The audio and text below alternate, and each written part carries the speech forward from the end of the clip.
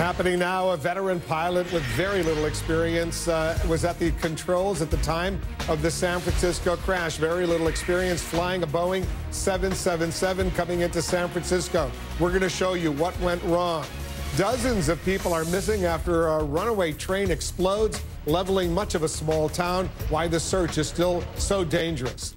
And the country music superstar Randy Travis in critical condition right now with a heart ailment. We'll have an update. I'm Wolf Blitzer. You're in the Situation Room.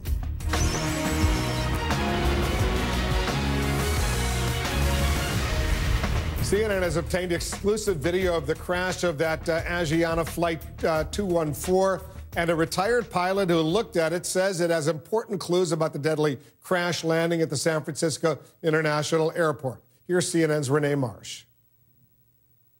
You see how low he is over there? Too low. Much too low. The sight picture that you would have out the cockpit window should not be looking at the runway like this, but you should be looking, he should be seeing down here. Mark Weiss, a retired commercial pilot for more than 22 years, looking at Asiana 214 crash landing frame by frame. The Asiana Airlines pilot, who was behind the controls, has been flying with the airline for nearly 2 decades, but only had 43 hours of experience flying this type of plane. Do you think experience or lack thereof played at all in this scenario? Well, certainly you're going to look at that.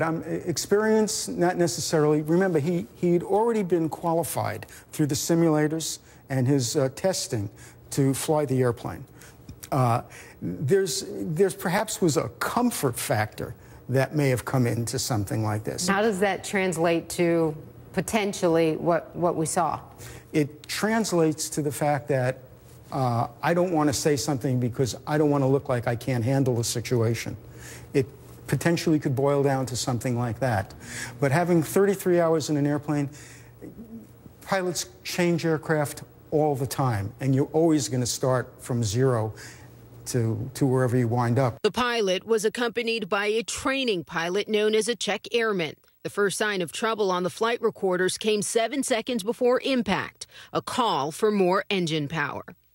He shouldn't have been in a position where he would have needed that to begin with. But had he still been in this position, adding the power certainly earlier, that power should have been appropriate way back here. Watching the video raises questions like if the co-pilots saw the pilot making a wrong move, were they too afraid to say it? Why did the check airman allow the situation to deteriorate to this point?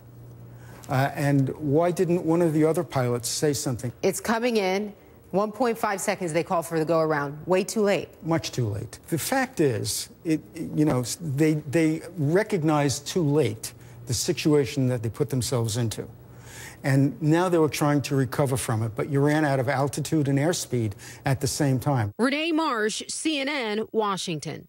Of the 307 people aboard the Asiana flight, 182 ended up in the hospital, and many of them with spinal injuries. CNN senior medical correspondent Elizabeth Cohn is joining us now with a closer look at what those injuries mean, whether these patients, at least some of them, will ever walk again. What are you seeing? What are you learning, Elizabeth? You know, Wolf, we know that tragically 2 people died in this crash, but really many more will go on to live for the rest of their lives in pain and in paralysis. It's a miracle that anyone got out of this wreckage alive, but many of those who did suffered terrible injuries. Almost, I would say, 50% of the people that we admitted to the hospital have at least one spinal fracture. Not all of them are paralyzed, but some of them are. Spinal cord injuries. Not surprising, given that this is what the cabin looked like after the crash. Imagine how passengers must have been tossed around. I try to hold on to whatever I could. As soon as I, grab on, anything that I could hold on to, was like, bang. And the impact was so powerful. Dr. Donald Leslie shows us what some of the injuries would look like, such as a compression fracture. This vertebral body is rectangular, and this is normal.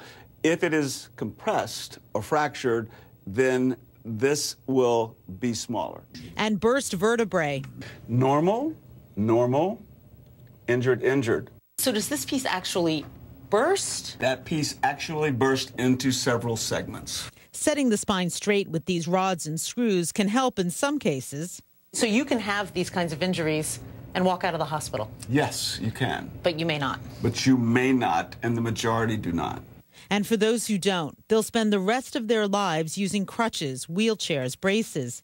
The effects of this disaster living with them forever. You know, one of the tragedies of this crash is that the passengers didn't have any time to brace themselves. There was no time to give them warning to prepare. Wolf? What a story, Elizabeth. Thanks very much. Let's hope for the very best for all of those who were injured. Appreciate it very much. All 10 people, by the way, aboard were killed when an air taxi crashed and burst into flames in southern Alaska. Details of yesterday's crash still are not clear, but authorities say the single-engine plane struck the runway and burned at an airport about 60 miles southwest of Anchorage. The National Transportation Safety Board has been called in to investigate. A train disaster worse than anyone realized. We've just learned the death toll is climbing. Plus, the NSA leaker Edward Snowden, in his own words, explaining why he thinks he had an obligation to reveal the U.S. government's massive surveillance programs.